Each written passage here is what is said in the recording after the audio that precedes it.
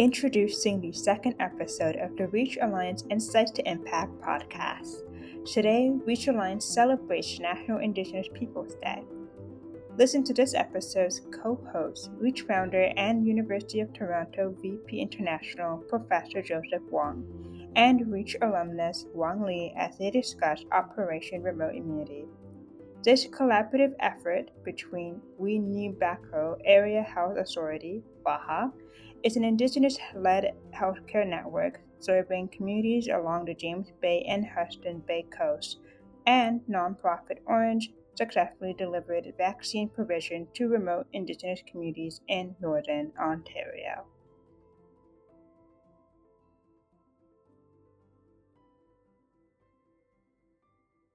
Wan Li, you're involved in the REACH project about Operation Remote Immunity. I guess the first question I want to ask you, and just get you, to reflect a little bit. One of the things that drew me to the project was that I thought that there was a really, that this was going to be a story about logistics and logistics optimization. But I found that very quickly as we started doing the research. The logistics piece was obviously an important part of the story. But it wasn't the most important part of the story, was it? Did you have the same reaction? Did you come to the same conclusion as quickly as I did? Yeah, I think that was part of my assumption that, I think I was hearing about Ornge and its efficiency, and I was expecting to learn more about organizational efficiency, how they executed in such a short amount of time, how they coordinated with a lot of stakeholders. And very humbling for Homer, who is the head of Ornge, and other representatives that we interviewed, for them to recenter the picture for us and say, hey, all of these logistics are important, but what we are talking about the center of the picture, the people that we are working with. So that was a very important perspective that I'm very grateful that many people we interviewed reframe that perspective and emphasize it. And how did you get a sense that he was really recentering the conversation for us? One experience I can recall very vividly. I was during the REACH conference. We invited Homer and Lynn for a panel talk. One of the first things that Homer shared was I felt really nervous. He didn't have much experience working with Indigenous communities. Even that itself, I think, was a signal that he recognized the importance of relationship building and kind of the people that he's working with and working for. And he takes a very intentional, very conscious approach in orienting himself and really reflect on given the histories and given my experience, how should I approach this relationship? Yeah, I agree with you. Again, as they say, he has a military background. So I assume the way in which he would think and talk about this was an operation to optimize. And yet he really brought a deep sense of humanity to the whole operation, and not just as an afterthought, but really led with it. And that's one of the things that I want to ask you about. We talk about in the report about the concept of co-leadership. And I'm just curious, from a researcher's point of view, what did you learn about co-leadership by having done this study? From the angle of the research ethics protocol, the IEB, which maybe might be a little unexpected when we talk about co-leadership. But I think as a researcher that's first learning about Indigenous research, there was the 6 principles of Indigenous research, relationship, reciprocity. And then I remember first learning about it and being very confused to how that looked like in real life. How do we operationalize reciprocity? How do we operationalize relationship? How does co-leadership look like? And I think for me, through the IEB process, for instance, it was working with the WAHA IEB. When I first started, I was like, I'm going to take all the checklists. We got to submit this real quickly and finish up the research. So it was this was with the WAHA Research Ethics Committee, right? Yeah. Yeah. So because they were there were a lot that we need to learn, a lot of things we need to write, a lot of things that we needed to do. So I remember our first meeting with the WAHA REB Council, and then this was his first time kind of really working on a case of approving a REB application from a research team like this. I think that for me was very, I don't know, very eye opening on how I think part of co-leadership is also learning together, and also recognizing that this is, not everyone is like an expert and you come into this space just, saying, here's how we're going to do things, this is our way, this is the most effective way. So I think there is that, firstly, part of humility and recognition that there are other perspectives and other ways of doing that equally as valid, equally as important, and equally as effective, and how do we really sort of incorporate into the work we're doing. So I think it's that very conscious way of making space and also building something together.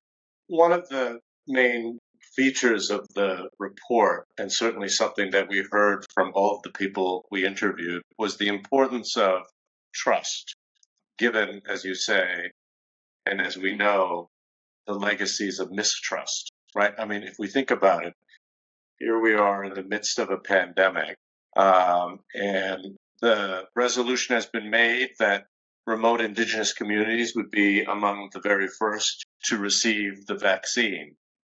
And you can imagine from an Indigenous point of view, they've heard this story before and they understand, or some understand that as, is there some experimentation going on? Can we really trust this? And you recall at the beginning of the pandemic, there was a lot of cynicism and skepticism around the vaccines and the side effects and so on. How do you think Operation Remote Immunity tried to address this mistrust or this lack of trust historically?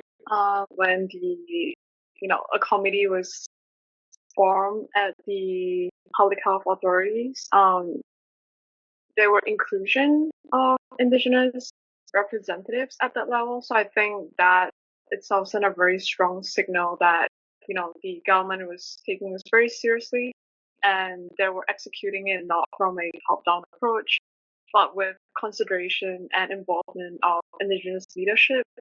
And secondly, Ornge intentionally working with Indigenous leaders from each community and ensuring that every, planning, all the conversations, before anything even happened on the ground, that there was a lot of conversation about what's the main barriers, how do we communicate with, communities in different parts of the region, how do we work with people on the ground. It's like working with key representatives and leadership within the communities, and that in a sense you have a ripple effect of, trust. One of the things that we did also learn when we talked to people who were on the various missions and vaccination teams was that they did undergo some cultural competency training, right? And we interviewed some of those who were on the ground. What were some of your recollections of some of those conversations in terms of people's, reactions in entering communities that they had never entered before? A lot of them do mention the kind of resilience and the kind of ability of the Indigenous members to come together, helping out with the logistics, drawing out any resources that can, any manpower have volunteering. So I think it's like also those parts of, I think, community involvement and kind of standing up for people around you and making sure that your community and yourself is safe. I think that spirit and that care was also something that was really well respected and noted by a lot of personals. And I think the last point that is do notice the distinction between cultural safety and cultural competency.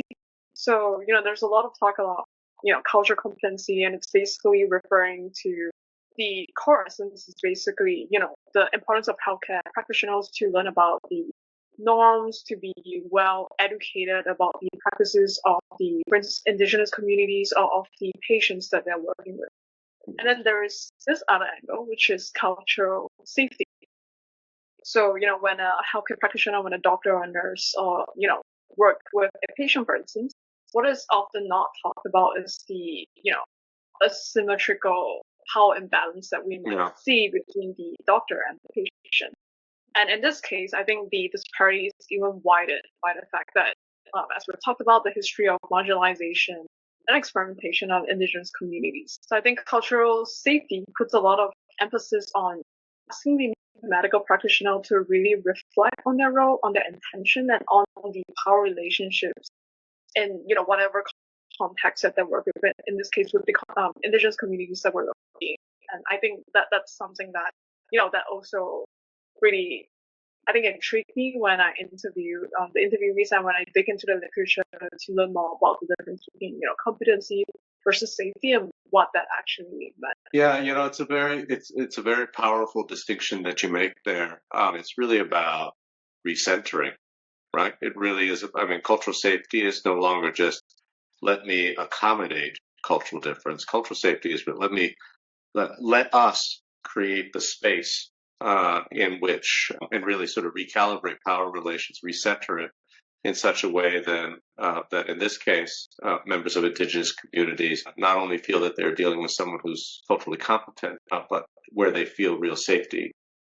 So one of the things that, the report that we did on ORI, Operation Remote Immunity, also intimated that maybe this might reset, if you will, indigenous communities are engaged and involved and are co-leading collaborations, be it in health, education, what it might be. So we end the report on a somewhat optimistic tone. What do you think about that? I think there is beauty and there's value in sharing stories of not just success in terms of, your so-called scientific public health metrics, like how many doses of vaccine administrated, how bad it could be if this operation hasn't been successful. For me, it was more on the storytelling that I think is very unique.